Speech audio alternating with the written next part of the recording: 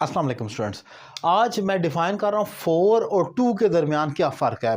वैसे तो इन दोनों प्रपोजिशन को अलग अलग सेपरेटली मैं अपने यूट्यूब चैनल पर डिफ़ाइन कर चुका हूँ, जिसका नाम है अली रज़ा काज़मी। आप उसकी प्लेलिस्ट में जाकर वो देख सकते हैं, लेकिन आज ज़रा डिफरेंट तरीके से डिफ़ाइन करूँगा। वो क्या है, वो इसको हम ऐसे ले सकते हैं। ये बेसिकली टॉपिक का नाम है जेरेंड वर्सेस इन्फिनेटिव। जेरेंड क्या होता है और इन्फिनेटिव क्या होता है? जेरेंड होता है आईएनजी फॉर्म ऑफ वर्ब जो कि एक एक्टिविटी को शो करता है।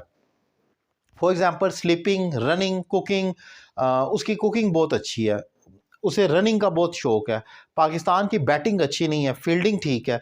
मतलब हम आईएनजी लगाकर उसको पेंटिंग का शौक है। जो हॉबीज़ होती हैं, एक्टिविटीज़ होती हैं जो आईएनजी में इस्तेमाल की जाती है। इसके साथ साथ जो दूसरा होता है वो इन्फिनेटिव होता है। वो होता है 2+ वर्ब की फर्स्ट फॉर्म, उसे इन्फिनेटिव कहा जाता है।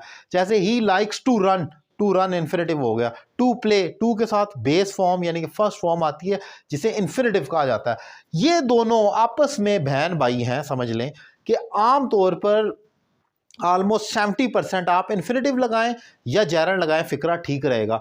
तो दोनों का क्या फ़र्क है ज़रा देख लें। जैसे आप ज़रा ये एग्जांपल आप देखें, ही वर्कड हार्ड, ये पर्पस शो करता है। इन्फिनेटिव बेसिकली पर्पस शो करता है और जेरेंड जो होता है वो एक्टिविटी को शो करता है। इन्फिनेटिव एक्शन का पर्पस, मकसद शो करता है। ही वर्कड हार्ड, उसने मेहनत की, क्या मकसद था? टू पास द एग्जाम, इम्तिहान को पास करना, ये इसका मकसद हो गया। यानी कि उसने इम्तिहान पास करने के लिए मेहनत की। दूसरा देखिए, he worked hard for passing the exam, उसने मेहनत की इस मकसद के लिए। तो यहाँ फोर के बाद आपने जेरेंड लगा दिया। फोर के बाद हमेशा आईएनजी आता है, ये याद रखें।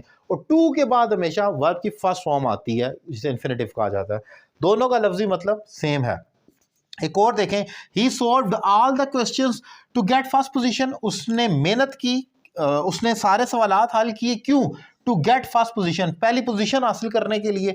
और he solved all the questions, क्यों? फॉर गेटिंग फर्स्ट पोजीशन, पहली पोजीशन हासिल करने के लिए। तो फोर के साथ हमने गेटिंग कर दिया। ये जेरेंड है, ये आपका इन्फिनेटिव है, लेकिन दोनों का हमने इस्तेमाल करना। याद रखें, टू के बाद हमेशा वर्ब की फर्स्ट फॉर्म आएगी और फोर के बाद हमेशा आईएनजी आएगा, जो कि एक जेरेंड है, एक्टिविटी है जो हमने इस्तेमाल करना है। तो ये एक बड़ा इंपॉर्टेंट टॉपिक है। अक्सर आपको कन्फ्यूजन होती है, कभी टू के साथ आईएनजी कर देते हैं या फोर के साथ फर्स्ट फॉर्म कर देते हैं, तो गलत हो जाता है। ये पॉइंट आपने याद रखना, जो मैंने डिफाइन किया, ये बहुत इंपॉर्टेंट है और बहुत क्रिटिकल है आपकी राइटिंग में और स्पीकिंग में भी। ऑब्वियसली लेक्चर कैसा लगा आपको, अपनी राय का इजहार करें कमेंट बॉक्स में। और अगर आपके पास भी कोई क्वेश्चंस हैं जो आप पूछना चाह रहे हैं, तो कमेंट बॉक्स में पूछें। I will definitely try to make lectures about all these confusion जो आपके पास होंगी। Thank you very much.